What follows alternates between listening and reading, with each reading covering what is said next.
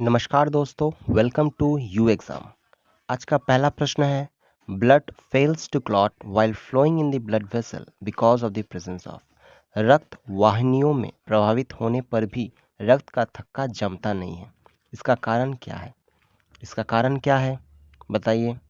तो इसका कारण प्रेजेंस ऑफ हेपरिन है। तो यहाँ पे हेपरिन की उपस्थिति होने के कारण हम लोग का यहाँ पे रक्त का थक्का जमता नहीं है। तो पहले यहाँ पे देख लीजिए, जो काइटिन है इसका आंसर तो है हेपरिन, ठीक है। पर यहाँ पे जो काइटिन है, यहाँ पे सेल वॉल कहाँ पे रहता है? यहाँ पे किससे? सेल वॉल ऑफ फंगाई, ठीक है। तो ये जो फंगी का जो सेल वॉल है, यानी कि कवक है ना, कवक कवक का जो सेल वॉल है, कोशिका भित्ति है, वो किससे बना हुआ रहता है? वो काइटिन से बना हुआ रहता है।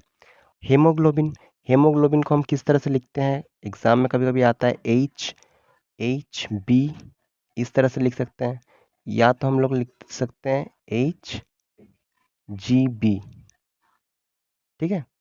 तो यहाँ पे हम लोग हेमोग्लोबिन पढ़ लिए, ठीक है। तो हेमोग्लोबिन में क्या रहता है? यहाँ पे आयरन रहता है, Fe रहता है हेमोग्लोबिन में। अच्छा, तो यहाँ पे हेमोग्लोबिन को हम लोग मेटालोप्रोटीन भी कहते हैं, ठीक है। अब यहाँ पे आता है प्रोथ्रोम्बिन। तो प्रोथ्रोम्बिन एक्चुअली एक प्रोटीन है जो कि लीवर में बनता है, प्रोड्यूस होता है लीवर में, ठीक है। नेक्स्ट क्वेश्चन पे आते हैं। नेक्स्ट क्वेश्चन है, हीमोग्लोबिन कंटेन्स द मेटल। तो हीमोग्लोबिन में कौन सा धातु उपस्थित है? तो हीमोग्लोबिन में आयरन उपस्थित है। तो इसका संकेत क्या है? सिंबल क्या है? Fe। मॉलिब्डेनम का सिंबल क्या है? Mo। जिंक का सिंगल क्या है? Symbol zinc, Zn। मैग्नीशियम का सिंबल क्या है? Mg। तो इसे आपको याद रखना है, ठीक है। नेक्स्ट क्वेश्चन पे आते हैं। Which of the following is an example of a tissue. तो निम्नलिखित में से कौन सा उत्तक का उदाहरण है? तो यहाँ पे कौन सा उत्तक का उदाहरण है? तो यहाँ पे आंसर हो जाएगा आपका ब्लड। आंसर क्या हो जाएगा? ब्लड। तो ब्लड क्या है आपका? आपका संयोजी उत्तक है, यानी कि कनेक्टिव टिश्यू है। क्या है? कनेक्टिव टिश्यू है। आपको याद रखना है कि ये कनेक्टिव टिश्यू है, ठीक है। तो लीवर क्या है? लीवर है लार्जेस्ट ग्लैंड, यानी कि सबसे बड़ी ग्रंथि है लीवर, ठीक है। अच्छा, ग्रंथि जब हम बोल रहे हैं तो यहाँ पे एंडोक्रीन ग्रंथि, चलिए मैं बात करता हूँ एंडोक्रीन ग्लैंड, ठीक है। तो यानी कि अंतःस्रावीय ग्रंथि, इसमें सबसे बड़ी कौन है एंडोक्रीन में? सबसे बड़ी, तब आप कहेंगे थायराइड ग्लैंड, ठीक है। तो आप कहेंगे थायराइड, तो यहाँ पे आप लिख देंगे थायराइड ग्लैंड सबसे बड़ी है। और सबसे लंबी पूछे तो आप क्या बोलेंगे? अग्न्याशय, यानी कि पैनक्रियाज है, ठीक है। तो आप लिख देंगे पैनक्रियाज है। हो गया। नेक्स्ट क्वेश्चन पे आते हैं, चलिए। तो यहाँ पे बोल रहा है कि to which blood group universal recipient belongs. तो यहाँ पे यूनिवर्सल रेसिपिएंट यानी कि एक सार्वभौमिक प्राप्तकर्ता रक्त के किस समूह से संबंधित है? तो यहाँ पे इसका सही आंसर हो जाएगा ए बी ब्लड ग्रुप से संबंधित है। किससे? A B blood group.